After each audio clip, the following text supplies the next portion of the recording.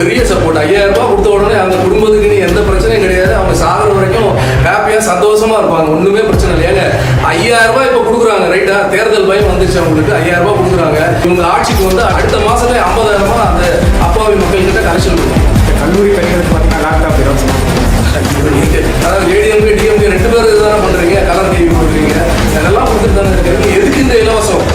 நீங்க தப்பு செய்றீங்க, அதனால தான் இலவசம் கொடுக்குறீங்க. நீங்க நல்லது செஞ்சா நீங்க ஏன் இலவசம் கொடுக்கணும்? சரி, கல்லுக்கடைகளை பற்றி அப்படின்னா போதை தான் முக்கியம் அப்படின்னா கல் வந்து உடம்புக்கு அவ்வளவு கெடுதல் இல்லை. அது வந்து ஆராய்ச்சி ரீதியாக கண்டுபிடிக்கப்படும்.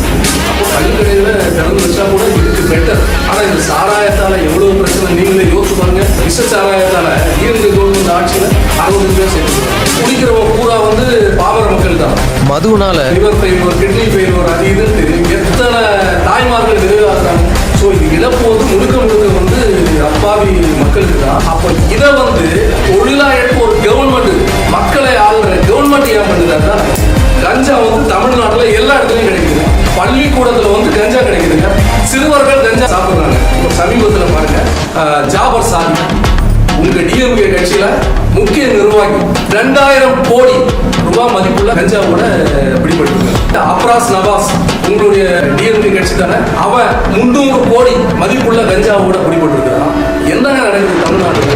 2300 கோடி மதிப்புள்ள கஞ்சா வந்து தமிழ்நாட்டுல உங்க கட்சி நிர்வாகி பிடிபட்டு இருக்கிறான் அப்படின்னா தமிழ்நாட்டுல எப்படிப்பட்ட கட்சி ஆளுங்களை நீங்க வச்சிருக்கீங்க? 72,000 கிலோ கஞ்சா 2021 இருந்து 2023 பிடிபட்டு. அப்போ கஞ்சாவை யாருங்க சப்ளை பண்றீங்க? புரியவே மாட்டேங்குது. கஞ்சாவால அழியறது யாரு? இளைஞர் தலைமுறை, இளைஞர் சமுதாயம். இந்தியாவில் வந்து மிக அதிகமா விபத்துகள் நடக்கிறது தமிழகம். இந்த சாலை விபத்துகள் எப்படி நடக்கிறது? கஞ்சா போட்டு பசங்க பைக் ரேசிங் பண்றாங்கல்ல. தாய்மார்கள் ஒரு குழந்தையை பெற்றெடுத்து வளர்த்தி அவ்வளவு கஷ்டப்பட்டு ஆளாக்குன தாய்மார்களுடைய நிலை, அவங்க நடைகுணங்களா வாழ்றாங்களா இல்லையா? இது எதனால வருது? இந்த கஞ்சா பழக்கத்தால வருது. இதை வந்து உங்களால கட்டுப்படுத்த முடியல. சட்ட ஒழுங்கு சரியா இருக்காங்க உங்க ஆட்சியில். நான் கேட்கிறேன், சட்ட ஒழுங்கு சரியா இருக்கா? ஆனா ஆம்ஸ்ட்ராங் அவங்களை படுகொலை செஞ்சாங்க, இது ஒரு கண்டுபிடிச்சிங்களா யாருன்னு? 25 லாக்அப் டெத் உங்க ஆட்சியில தான் நடந்திருக்கு. அப்ப சட்ட ஒழுங்கு கரெக்டா இருக்கா?